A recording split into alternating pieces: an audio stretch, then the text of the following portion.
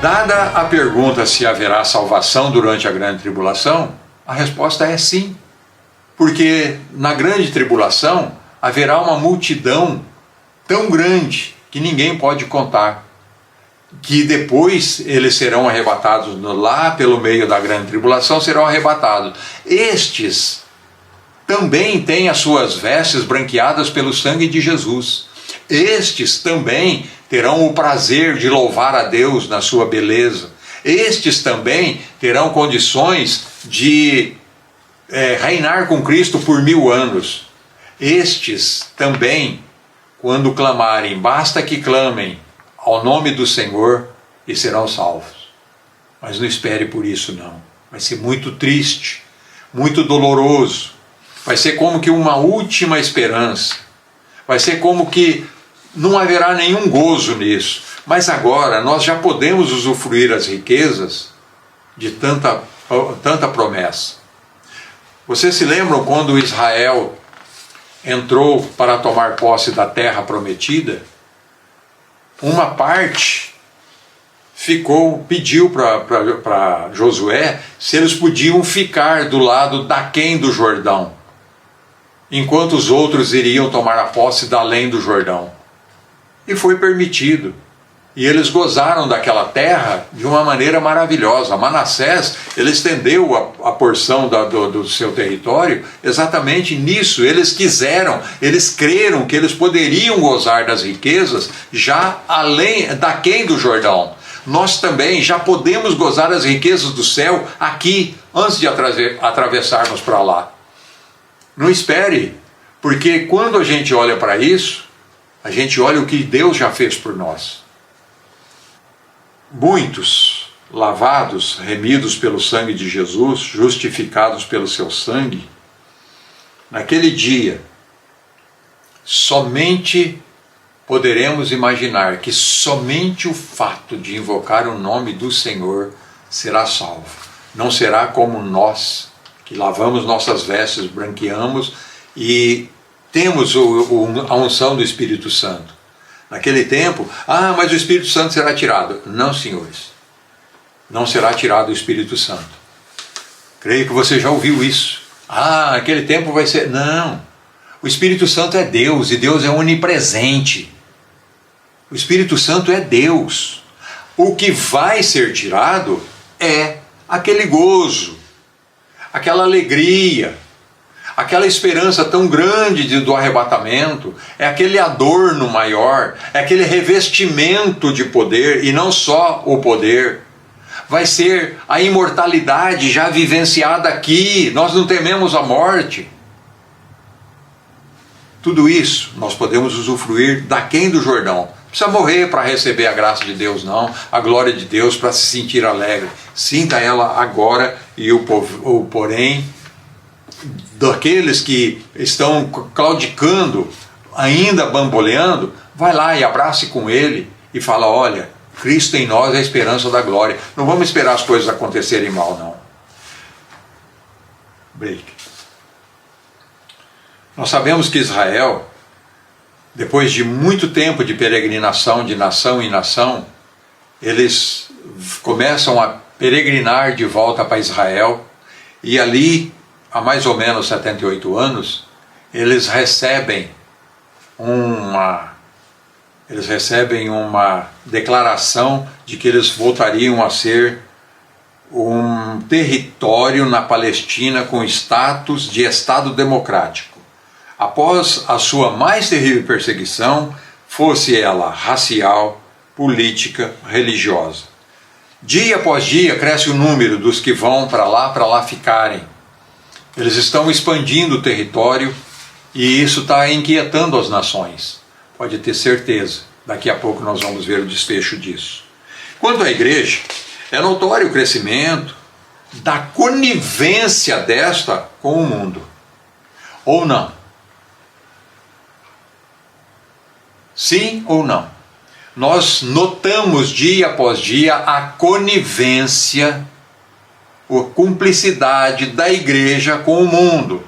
Alianças, Pessoas que sempre perseguiram a igreja e chegam num determinado tempo, faz promessa e aí é colocado no lugar onde somente assentariam santos, homens experimentados em dores, em trabalhos, e aí coloca esse sujeito lá. Terminou o tempo que ele precisaria para as suas promessas, nunca mais. Aí daqui 4 anos eles voltam, não preciso nem falar o que é, né? Pois muito bem, é nessas coisas que nós devemos nos basear. A igreja, ela tem que ter uma pureza muito grande, mas ela está tendo uma conivência com o mundo. Até o mundanismo entra no seio de muitas igrejas. Mas você não se preocupe não. Sabe por quê? A igreja, ela é representada ali no Apocalipse, João escrevendo as cartas que Jesus vai falando, a igreja tal escreve, a igreja tal escreve. Ele chega para mim e para você e ele diz assim: guarda o que tens para que não tomem a tua coroa. Ao que vencer, eu darei que se assente com meu Pai no seu trono, assim como eu venci e me assentei com ele no seu trono.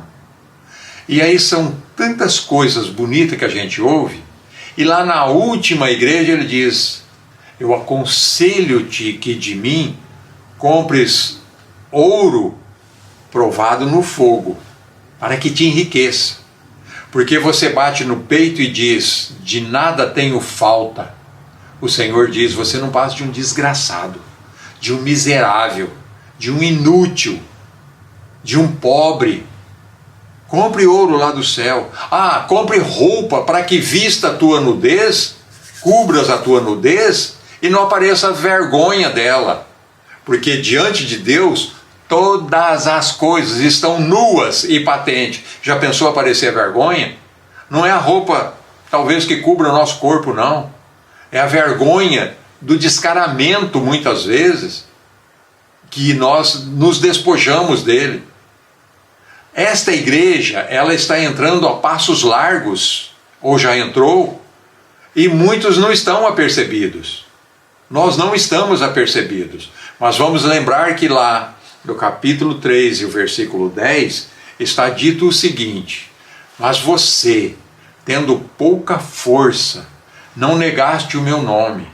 Tendo pouca força, guardaste a minha palavra e tens retido no teu coração. Assim como, tendo pouca força, você não negou meu nome, não negou a minha palavra, eu também te guardarei do dia da angústia que há de vir sobre todos os habitantes da terra. Você já está a salvo. Basta você se segurar. Basta você não negar a palavra, basta você não negar a Cristo, basta você não negar a fé que um dia, com tanto amor, você apercebeu-se do primeiro amor. Se segure com mão forte. Laodiceia já entrou, mas a Filadélfia vive em você.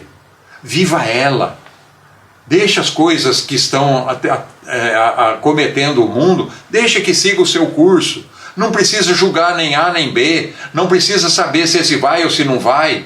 Então somente cuida de você, cuida da sua família, cuida daqueles que você ama, aconselha, redargue. Porque uma coisa é certa, daqui a pouco não vai ter tempo para mais nada. É bom que a gente sempre se lembre dessas coisas e nós não venhamos nos mover com facilidade, porque Cristo em nós é a esperança da glória.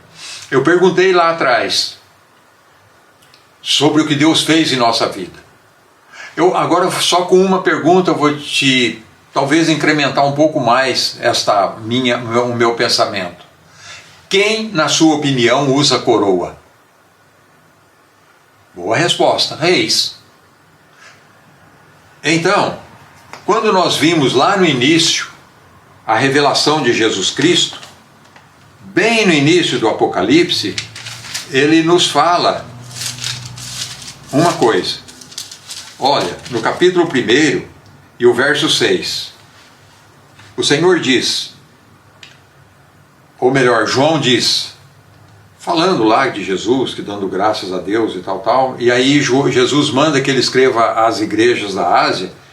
No versículo 6 do capítulo 1 de Apocalipse, ele diz assim: e nos fez fez lá atrás, não vai esperar morrer não, já fez reis e sacerdotes para Deus e seu Pai.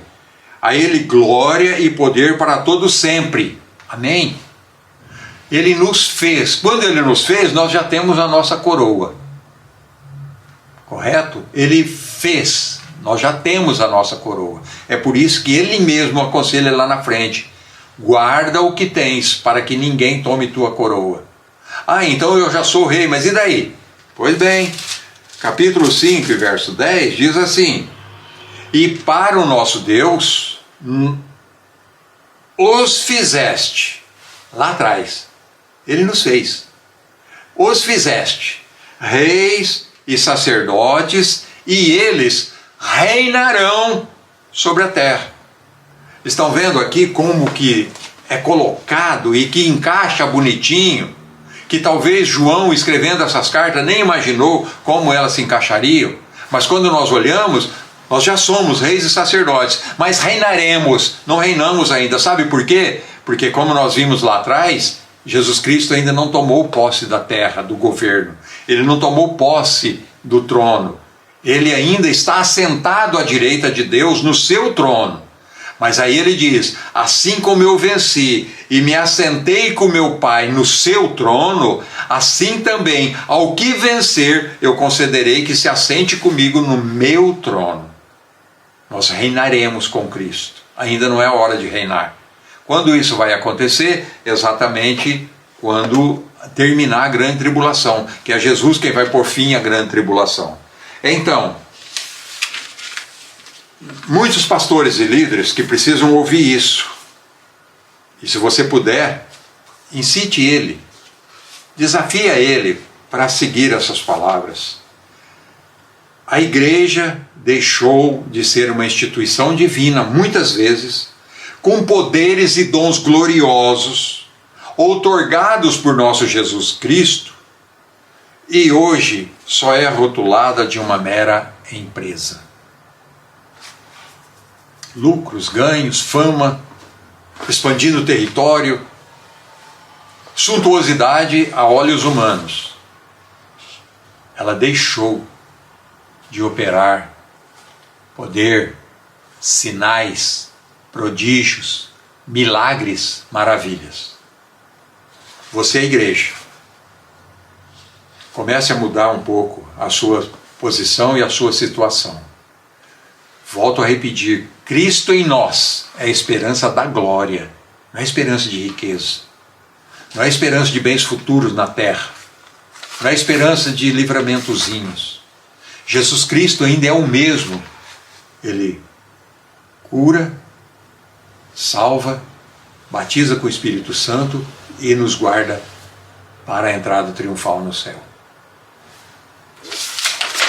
Quanto à grande tribulação, nós já estamos no fim.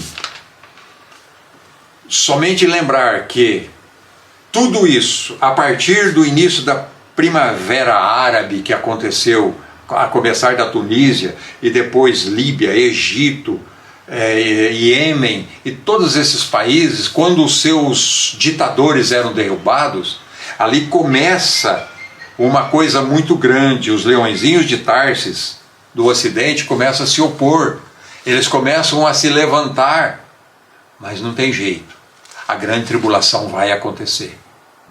Esteja preparado para não entrar na grande tribulação, prepare-se para entrar no céu, porque Cristo em nós é a esperança da glória. Amém.